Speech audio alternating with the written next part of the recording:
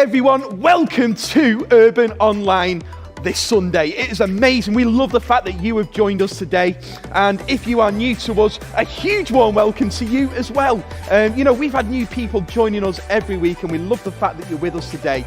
So we want to say to you, hey, if you're new to us, why not drop us a little comment in the chat section while we do this online. Let us know who you are and where you're from, and we'd love to engage with you and say, hey, welcome, and get chatting to you in that place as well. Now, everybody else, don't forget, this just isn't for us. Let's share this to our friends as well. Let's share the good news to everybody else via the media platforms we're on. If you click subscribe and share, that will reach other people. And again, that has just enabled us to spread the good news and get the message out to other people as well in this season.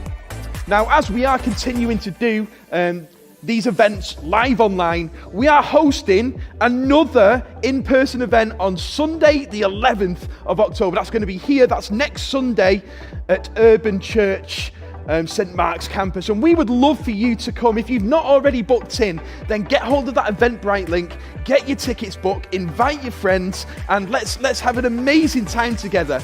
You know, if you've been to any of our in-person events over the last few months, it's just been an incredible, challenging and equipping time to come together, to worship together, and to get some great word, to go out and make a huge difference. So if that's you, I just say to you, get hold of that Eventbrite link and get booked in today.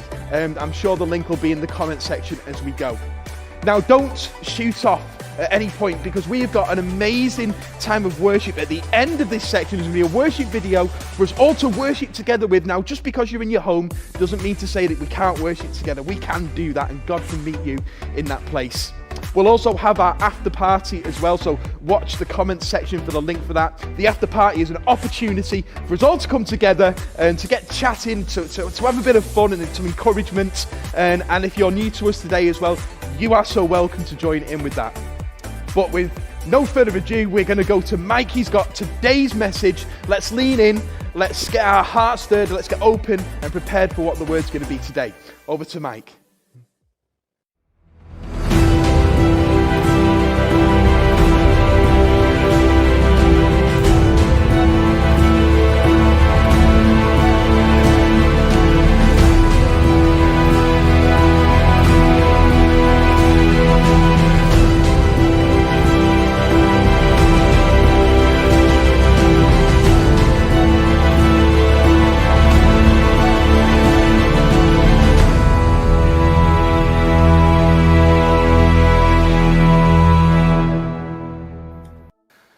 Well, folks, welcome back again to our series on Colossal Christianity, and I trust that this has been helping you over this last little season and that it's growing you from the inside out, because we need to be bigger Christians. We need to be in the place where we live in the fullness of everything that God has for us. So this is our third in this series that we have called Colossal Christianity, and the goal is to grow you up to be a bigger person in every facet of life.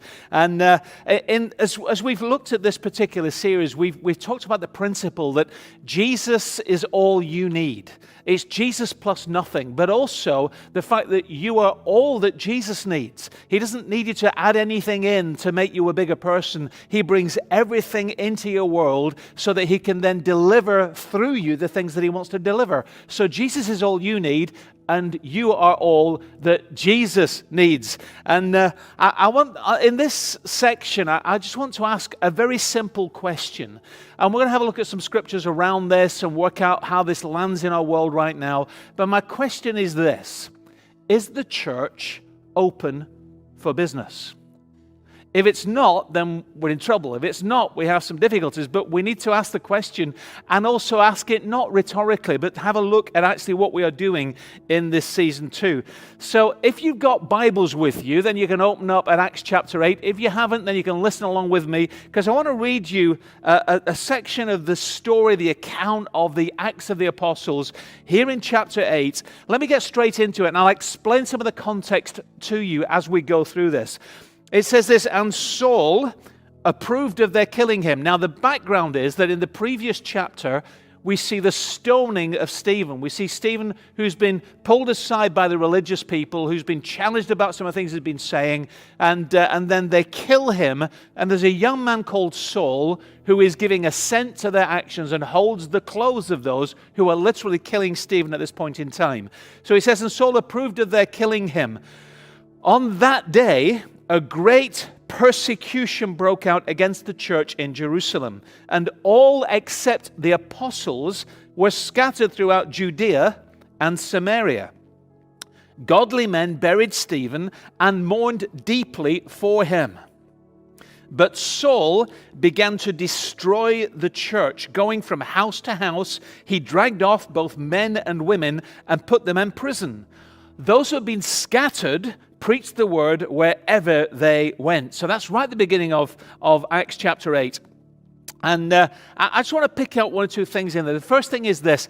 In the middle of everything else that happened, there's this phrase, and it says, Saul began to destroy the church. In a different version, the language is quite different. We'll look at that in a moment too. But in one point, it says that he made havoc of the church. That's strong language. That's something that was happening in the church in Jerusalem. And he had the legal support of the religious people around him. He had an army of people around him to implement this strategy he had to destroy the church. And here's the interesting thing in the middle of it. God didn't stop him, at least not right away. That God allowed this thing to happen within the church where, and it doesn't say Saul tried to destroy the church or Saul tried to bring havoc to the church. He says Saul did this. He went about destroying and upsetting and bringing havoc in the church. And so this period of persecution arrives in the middle of the early church, right in these early stages of the formation of the church, that brings to the Christians fear for life and fear for liberty. In the place where he's going from house to house and dragging out men and women and putting them in prison, so your home isn't safe. People are fleeing this environment and they become literally spiritual refugees. They are out beyond their homes. They're out trying to find friends or family in other locations, or maybe complete strangers, or disappearing into the fields. But this is not a safe environment for the church. This is not a good place to be living as a Christian in this season if you want a nice, easy, safe life. This was not a good place for them to be because the persecution sends them out into the unknown. They're escaping one danger and they've no idea what dangers lie ahead of them. In fact, as you read through that particular passage, you see it says, all except the apostles were scattered throughout Judea and Samaria. And so the apostles remain in Jerusalem. They remain in a place of great danger because this Saul and his band are going out trying to find Christians and to shut down this new movement that at that point is called the way of Christ, these little Christs that are going about. He's trying to shut it all down and to stop this movement that Jesus began. And so he's looking for the apostles, and so they themselves are in grave danger. But the impact of all of that, the impact of the persecution, of the havoc in the church, of the scattering, is that the church expands. That's a key.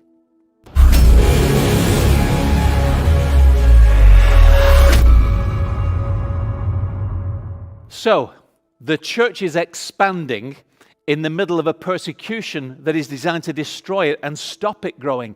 The reverse happens. Now, we've no idea from that particular passage of Scripture how long this persecution, how long all of these events took place, but it's not likely to have been just one day or one event. This is an extended period of persecution and offense against the church that then sends the church out.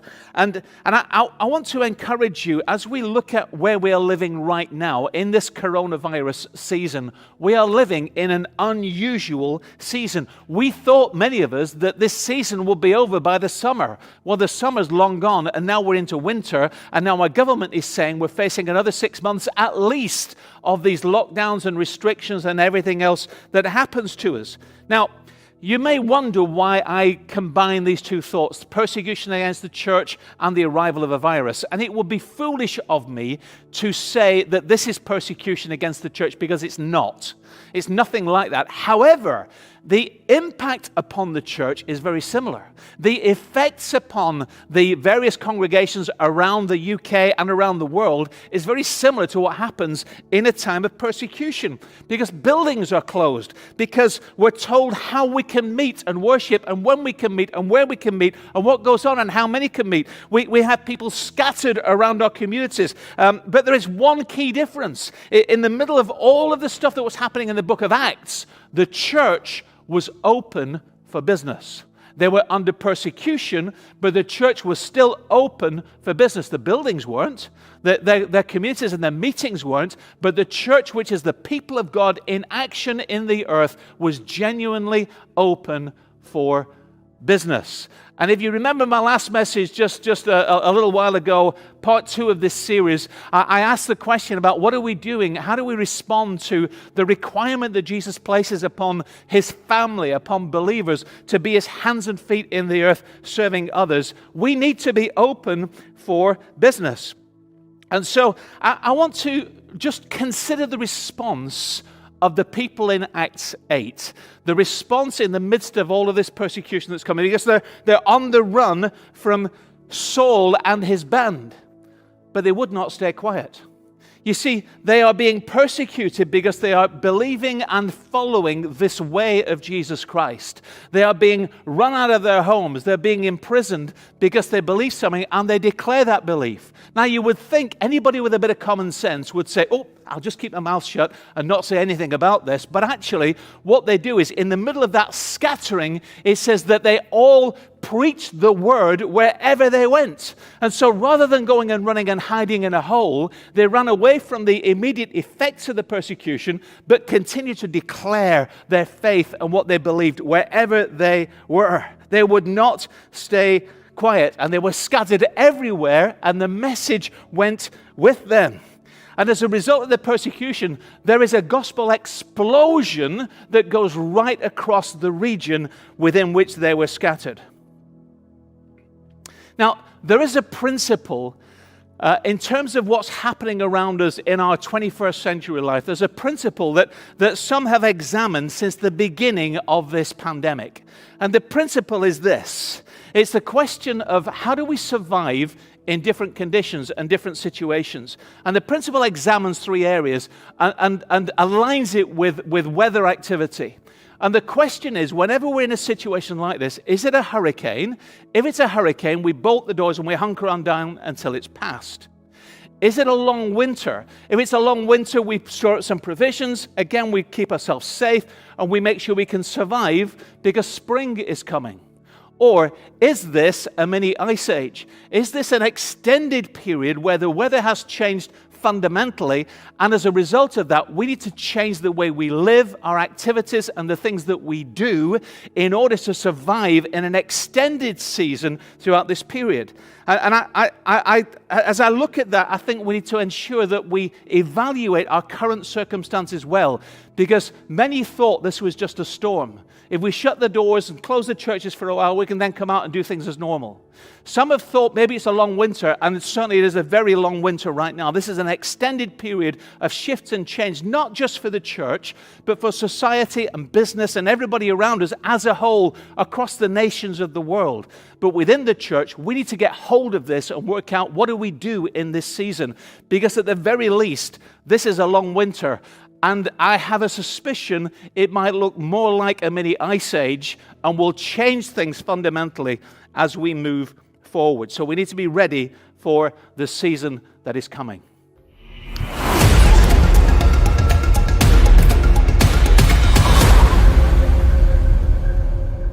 So in this season that has changed so radically, whether it be that hurricane or that long winter or the ice age, things have certainly changed. But the reality is that the work of the church is unchanged. Before the pandemic and after the pandemic, the work of the church is unchanged. In the middle of persecution and a time of peace, the work of the church is unchanged. In a time when we're popular and a time when we're hated, the work of the church is unchanged. changed. And the work of the church is not to run meetings. The work of the church is to change the generation in which we live. That we are the hands and feet of Jesus Christ on the earth. When he saved us, when he brought us into relationship with him, he left us here for a reason and ultimately welcomes into glory with the fruit of our lives lived well whilst we are here. So the work of the church is unchanged. You see, colossal Christians are not those who lock the doors and wait for the storm to pass.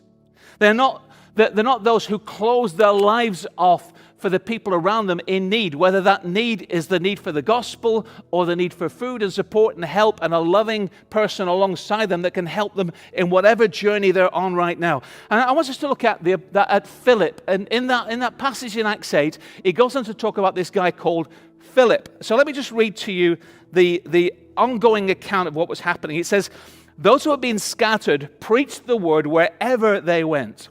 Philip went down to a city in Samaria and preached the Messiah there. When the crowds heard Philip and saw the signs he performed, they all paid close attention to what he said.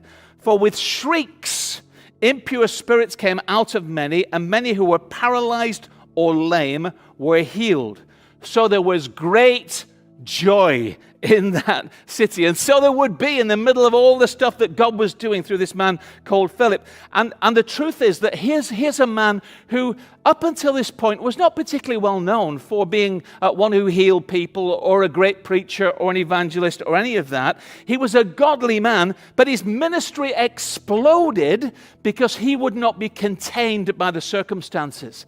What happened was, as he was scattered by the persecution and decided to keep his mouth open and the doors of his life open and the church in him open, then the impact in the community in which he settled, or at least he passed through at that point in time, the impact was phenomenal. Revival breaks out. And so also, so you can read the story for yourself, some great stories around that you see in the life of Philip as he submitted to this. And so in the midst of the persecution that was designed to shut down the church was genuinely open for business wherever it went. And in that situation, as you heard at the end of that passage of Scripture, it says this, there was great joy in that city. That should be our impact. If we are colossal Christians, then there should be joy in the city because we are here. Not that we're out of our buildings and we can't run a meeting and people can't see us or whatever. Actually, we should be visible to people, not because of what we do in church, the meeting, but because we are church in the community, because we are the body of Christ wherever we go, that we will be joy bringers among a people who need to find hope and purpose in the middle of what right now is at the very least a long, long winter. So my question to you is this: is your door open? We've closed the doors of the buildings, but is your door open? And I don't just mean the front door of your home, I mean this door. The door of your heart that gives and welcomes and that serves and loves and encourages and includes people in your world. Is your door open? Or is it locked and bolted in the midst of a storm? Have we shut down because we think, the world's gone a bit crazy right now, so we'll just shut up and hope it all goes away and we'll come back to normal? Because I'm not sure normal is coming back very, very quickly. And the truth is, when we lock our doors and bolt our doors and shut down, the truth is the lost are still lost. The hurt are still hurting, and the gospel still works. And it's in you, it's in your mouth, it's in your life, and needs to be in the world in which you live. If this is an Ice Age event, then we must learn to live in a new world. We must learn to respond differently, to act differently, to create a new environment within which the work of the church continues. Because if we cannot go back to where we were, then the gospel needs to find a way. We need to find a way to get the gospel and the change we're supposed to bring out into the world in which we live. If it turns out to be just a long winter, that's fine. And we can come out of that winter knowing that we have transformed the world in which we live. And so my appeal to you is very simple. My appeal to you, out of all of the stuff that I'm saying throughout this series, is simply this: let your Christianity out of the box. because the world is waiting for the colossal life that you will bring to this planet, that you are destined and designed to do. God bless you.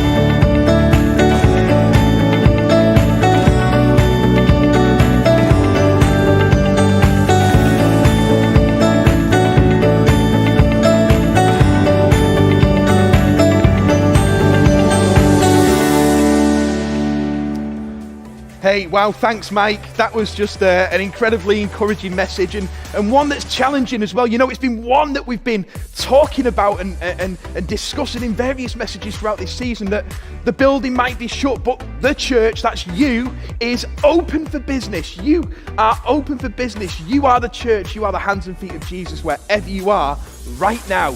And let's get out of the box. Let's let our faith out of the box, and let's not stay closed in our hearts, but open to reach other people. It's not about a building. It's about you. It's about me. It's about us together. What can we do? Let's get open. So thank you, Mike. That's amazing. Now, as you just saw the video that played last, the urban.tinker.io app, we would just love you to encourage you that if you've responded today, or if you want to respond to Jesus today, if you want to know more about that, and this is the first time you've heard anything about it, then go to the app, let us know that's you, and we'll follow you up, we'll give you a call, and we'll just want to get you along on a journey and help you and equip you and resource you in that way. And again, if you've got any prayers, don't hold them back. Let us know. We want to stand with you and pray with you. Go to the app and do just that. Now, if you're watching it for the 5th millionth time and you've never really connected with us, then hey, if you want to do that, we'd love you to do that as well. Again, go to the app and we will get connected with you.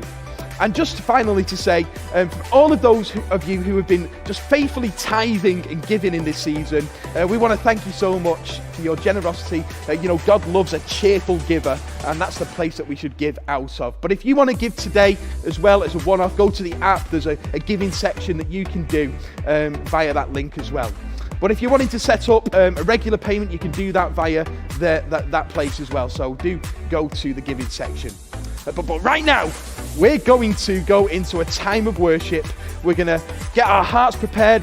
We can raise our hands. We can sing as loud as we want in our own homes. You know you can do that. But this is for an audience of one. This is for an audience of one, the King of Kings and the Lord of Lords. Let's get ready to worship together.